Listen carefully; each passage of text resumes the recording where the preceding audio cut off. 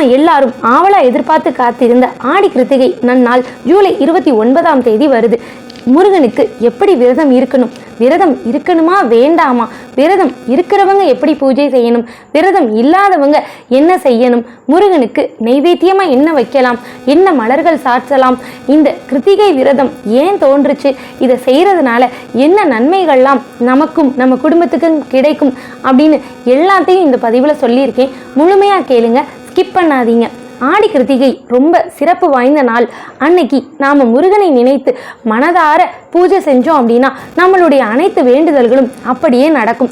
சரி, இந்த பூஜை ஏன் உருவாச்சு அப்படின்னு கேட்டிங்கன்னா, தேவர்களை காப்பதற்காக சிவனின் நெற்றிக் கண்ணிலிருந்து 6 ஜோதி பிளம்புகள் தோன்றி அந்த 6 ஜோதி பிளம்புகளும் 6 குழந்தைகளாக மாறி சரவண பொய்கையில் சேர அந்த குழந்தைகளை அன்போடு சீராட்டி பாராட்டி 6 கார்த்திகை பெண்கள் வளர்த்தாங்க.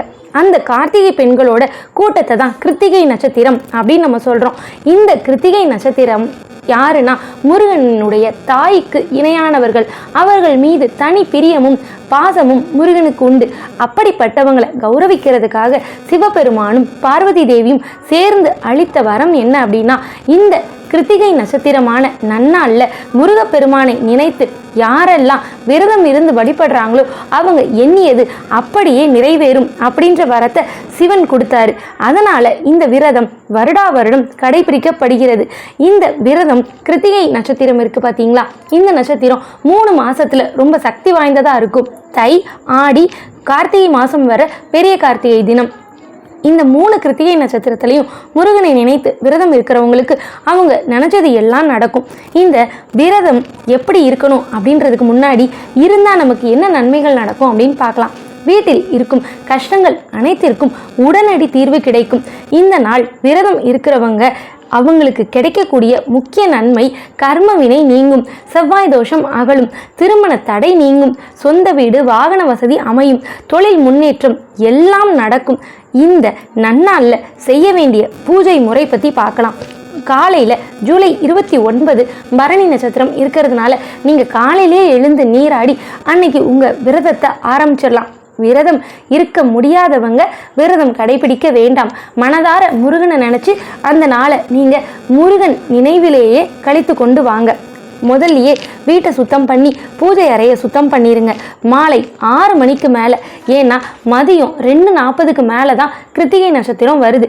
திங்கட்கிழமை சாயந்தரம் 6:30 மணிக்கு மேலே முருகனுடைய திருவுருவ படம் இல்லைனா சிலை உங்கள் வீட்டில் இருந்ததுன்னா நல்ல சுத்தம் பண்ணி சந்தன குங்குமம் பொட்டு வச்சு செவ்வரளி மாலை சாத்திக்கோங்க. உங்கள் கைகளில் நிறைய செவ்வரளி மலர்களை எடுத்து ஓம் சரவண பவ அப்படின்னு சொல்லி முருகனுடைய திருப்பாதங்களில் சேர்த்துருங்க. அன்றைக்கு நாளில் முருகனுக்கு ஷட்கோண கோலம் அமைத்து அதில் சரவண பவன்னு சுற்றி எழுதி ஒவ்வொரு எழுத்துக்கும் ஒவ்வொரு விளக்கா 6 விளக்கு வச்சு அதை நெய் தீபமாக நீங்கள் ஏற்றுனீங்கன்னா ரொம்ப சிறப்பான பலனை தரும். இல்லைனா 2 விளக்கு கூட ஏற்றலாம். இப்போது முருகனை அலங்காரம் பண்ணியாச்சு, விளக்கு ஏற்றியாச்சு. நீங்கள் பாட வேண்டிய முக்கியமான பாடல்கள் இருக்குது. கந்தசஷ்டி கவசம், சண்முக கவசம், வேல்வாரல், முக்கியமாக 2 திருப்புகள் நீங்கள் பாடணும். சரண கமல் ஆலயத்தை அப்படின்ற திருப்புகளையும் ஜெகமாயுற்ற நகவாழ்வில் வைத்த இந்த 2 திருப்புகளையும் நான் டிஸ்கிரிப்ஷனில் கொடுக்குறேன். நீங்கள் கண்டிப்பாக அன்னைக்கு உங்களுடைய பூஜையில் இந்த 2 திருப்புகளையும் பாடிருங்க. இப்போது பாட்டும் பாடியாச்சு. அன்னைக்கு நாள் முழுக்க விரதம் இருக்க முடியாதவங்க ஓம் சரவண பவ, ஓம் முருகா ஓம் அப்படின்னு சொல்லிக்கிட்டே இருக்கலாம். இல்லை 108 முறை ஓம் சரவண பவ அப்படின்னு சொல்லலாம். பாடி முடித்ததுக்கு அப்புறமா நெய்வேத்தியமாக பால் பாயாசம், சர்க்கரை பொங்கல், நாட்டு சர்க்கரை கலந்த பால், இதில் எதுவும் வைக்க முடியாதவங்க வாழைப்பழம், வெத்தலைப்பாக்கு வச்சு உங்களுடைய பூஜையை நிறைவு செய்து கொள்ளலாம். அன்றைய தினத்தில் முருகனுக்கு உகந்த மாதிரியே சூரிய பகவானுக்கும் கிருத்திகை நட்சத்திரம் ரொம்ப உகந்தது. அவர் தான் ஆரோக்கியத்தின் அதிபதி. அவரை முருகனுக்குரிய இந்த நல்ல நாளில் வழிபட நமக்கு நீண்ட ஆயுளும் ஆரோக்கியமும் கிடைக்கும். இந்த நாளில் முருகனை வேண்டிக்கிட்டு நிறைய பக்தர்கள் பால்குடம், பாலாபிஷேகம், காவடி எல்லாமே எடுப்பாங்க. அன்னைக்கு அவங்களுடைய அனைத்து வேண்டுதல்களும் நிறைவேறும். ஆடி கிருத்திகை நன்னாள்ல முருகனுடைய அறுபடை வீடுகள்லையும் எல்லா ஆலயங்கள்லையும் முருகனுக்கு சிறப்பான அபிஷேக ஆராதனை நடக்கும். அதுலேயும் திருத்தணி முருகன் கோயில்ல ரொம்ப விமர்சையா சிறப்பாக நடக்கும். அங்க போக முடிகிறவங்க கண்டிப்பாக போய் முருகனை தரிசனம் பண்ணுங்க. போக முடியாதவங்க மானசீகமா திருத்தணி முருகனை நினைச்சுக்கோங்க.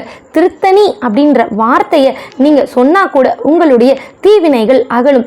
ஏன்னா அங்கதான் முருகன் ஞான சக்தியாகிய வேலை தாங்கி ஞான சக்திதரராக காட்சி தந்து மக்களை காக்கிறார்.